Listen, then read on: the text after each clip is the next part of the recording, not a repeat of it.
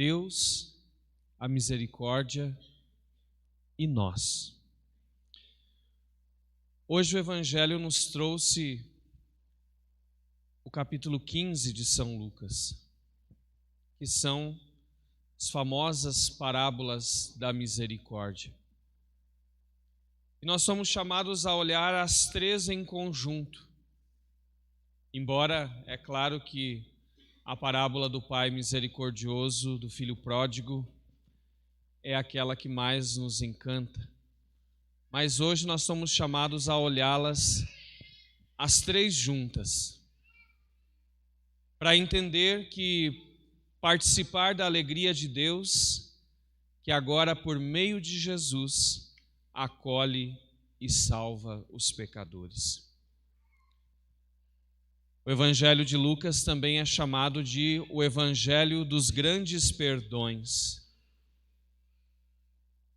O que estava acontecendo naquele momento com Jesus?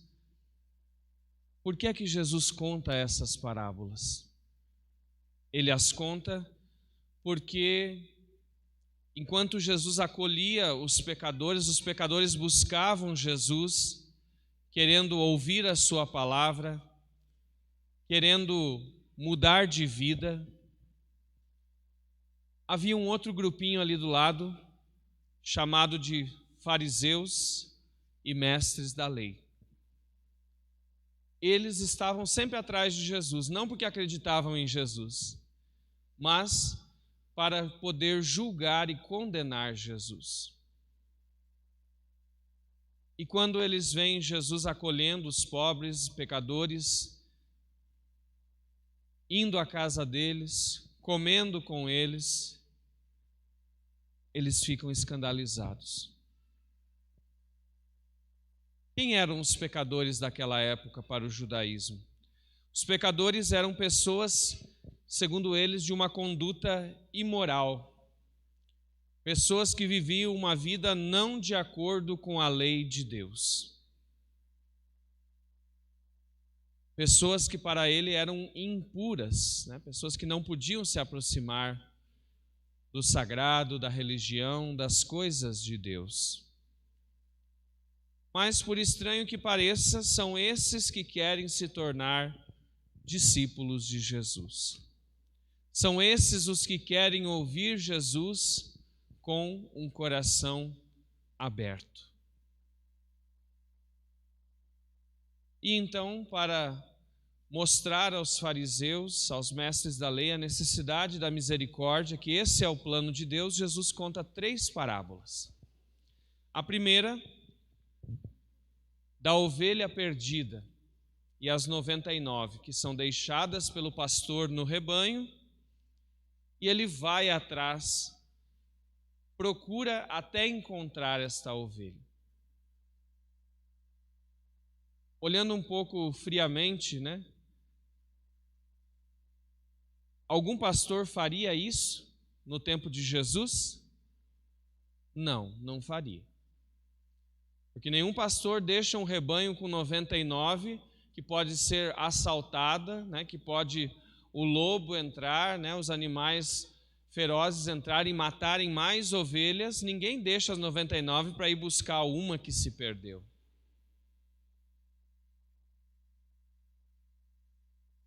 Mas Deus é assim. Jesus quer mostrar que Deus faz as coisas de maneira diferente. Deus corre o risco. Mas também o pastor deixa as 99 para que elas se sintam solidárias pela falta daquela uma que não está com eles. Para que enquanto o pastor procura, as outras também se sintam participantes desta busca, dessa expectativa de que a ovelha perdida volte. E isso era o que os fariseus não faziam, né? Eles não se colocavam na expectativa de que os pecadores se convertessem, mudassem de vida. E ao encontrar a sua ovelha, o pastor se alegra, faz uma festa. A alegria, que é dom de Deus, não é para interesse egoísta, A alegria sempre é para ser partilhada. Lembremos Nossa Senhora que no Magnífica vai até Isabel, percorre uma longa distância para poder partilhar com sua prima a alegria pelas coisas que Deus está fazendo. A alegria nunca é um sentimento egoísta. Ninguém é feliz sozinho. Por isso podemos chamar também essas 3 parábolas de parábolas da alegria, porque todas elas terminam com uma festa, com uma alegria por aquele que estava perdido e foi encontrado. A segunda parábola, de uma mulher que tem 10 moedas e perde uma delas. São Lucas trabalha com o masculino e o feminino, A primeira parábola, um homem. A segunda parábola, uma mulher. Todos são chamados. E a busca da mulher é feita com cuidado, para que não perca a moeda em meio à sujeira, Imagina a gente fazendo a faxina da casa, varrendo lá, Vai acumulando a sujeira, Então tem que ter cuidado, Porque no meio da sujeira pode estar a moeda ali. Então a mulher tem um grande cuidado. E quando ela encontra, mais uma vez termina com uma alegria e com uma festa. Claro que olhando também novamente, alguém vai fazer uma festa porque achou uma moeda, vai gastando muito mais do que aquilo que vale a moeda? É claro que não. Mas Deus é assim. Deus faz festa por uma mísera moeda, que o ser humano, um pequenino ser que é reencontrado, que volta à comunhão com Ele. E a terceira parábola, do Pai misericordioso, do Filho pródigo.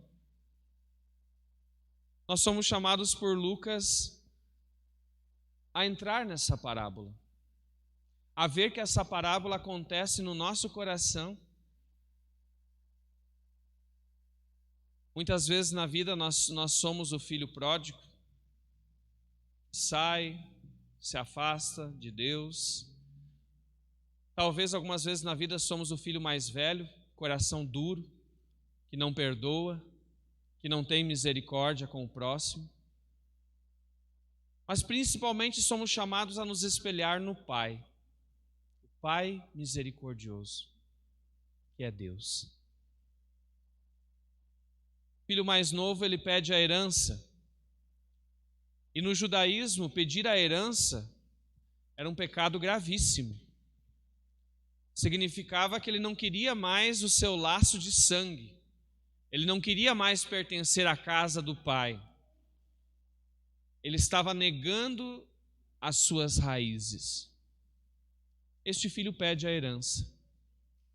O pai aceita partilhar a herança. E aí o filho vai, torra tudo numa vida desenfreada, mas chega um momento em que os bens acabam e ele começa a passar fome. Vai pedir um emprego e começa a cuidar de porcos. Cuidar de porcos no judaísmo era o cúmulo da degradação do ser humano, O ser humano que vai abaixo daquilo tudo que é o mínimo necessário, perde a dignidade. Porque para os judeus, cuidar de porcos significava abandonar a fé, perder a sua identidade. Comer carne de porco significava se tornar um pagão e negar o judaísmo. Então, aquele rapaz, estando cuidando de porcos, ele sempre estava em estado de impureza. Ele não podia se aproximar de Deus.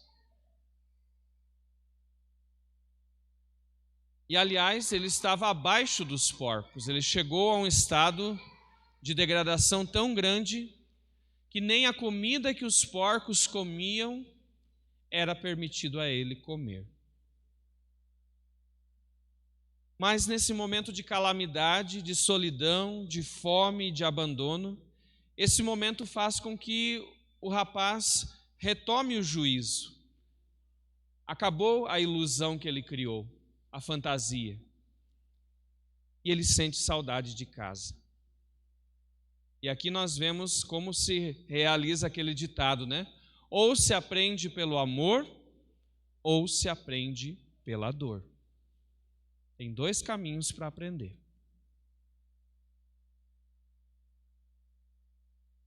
E o pai, então, ao ver o filho voltando para casa, ele se enche de profunda compaixão e de ternura.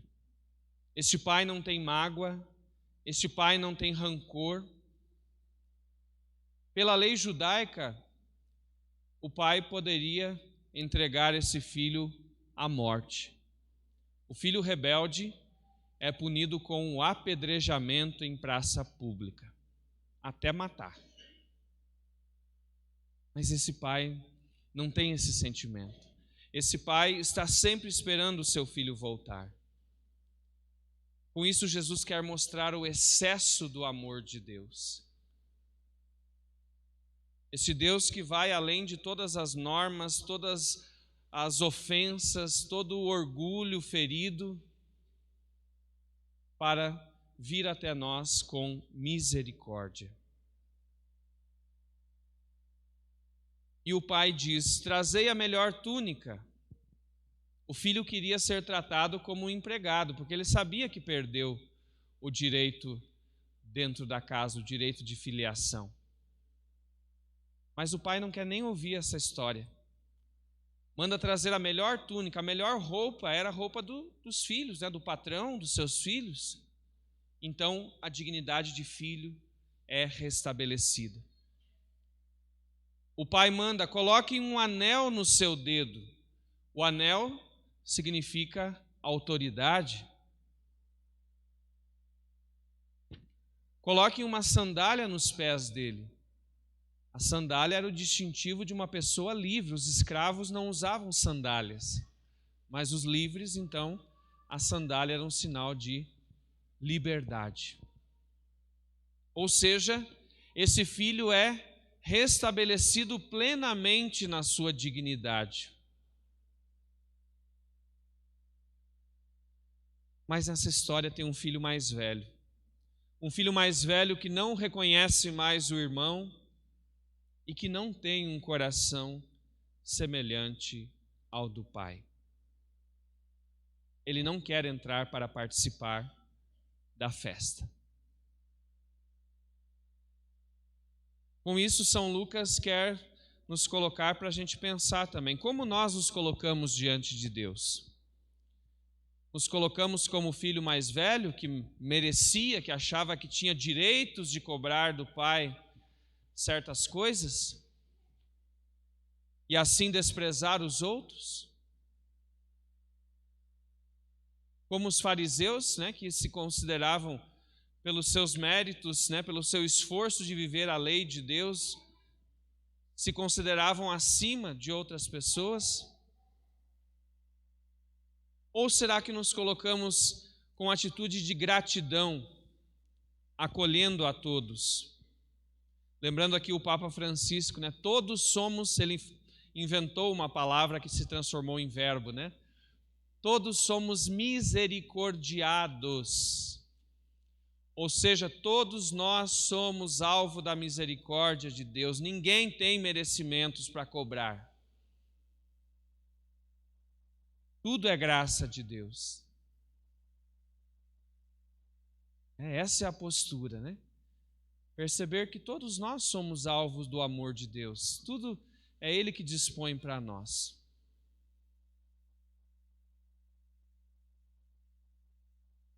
São Paulo dá um bonito testemunho para nós hoje, na segunda leitura. Ele diz claramente: eu que blasfemava, eu que perseguia, eu que insultava, eu que era digno de condenação, encontrei misericórdia. Jesus não se contentou com que Paulo, né, fosse um judeu zeloso, um blasfemo contra a religião cristã, mas Jesus quis contar com Paulo para fazer dele um apóstolo, um anunciador desta vida nova. Jesus veio ao mundo para salvar o que está perdido. Mas misericórdia, meus irmãos e minhas irmãs, caminha junto, de mãos dadas, com a conversão. Hoje a gente vive muitas vezes um contexto em que essa palavra misericórdia parece muito barata, né? Ah, Deus é misericórdia, né? Deus vai perdoar, no final Deus vai salvar todos e ponto. Não é bem assim. Porque existe a nossa resposta. O filho mais novo da parábola, enquanto ele não caiu em si da situação em que ele estava e voltar para o pai, ele continuou afundando. Ele continuou se degradando cada vez mais. O pai estava à sua espera, mas o pai não podia fazer aquilo que a liberdade dele não permitia. Por que eu digo isso? Porque às vezes a gente acha que misericórdia de Deus é desculpa para aquilo que a gente não faz. Para a nossa irresponsabilidade para com a nossa conversão. E a conversão é tarefa nossa, é cada um de nós. É buscar o Senhor, é voltar para a casa do Pai. Então, misericórdia e conversão caminham juntas. Elas estão sempre oferecidas pelo Senhor. Mas nós precisamos então cair em si. Lembrar da casa do Pai, sentir saudades e voltar de todo o coração. Louvado seja nosso Senhor Jesus Cristo. Seja louvado.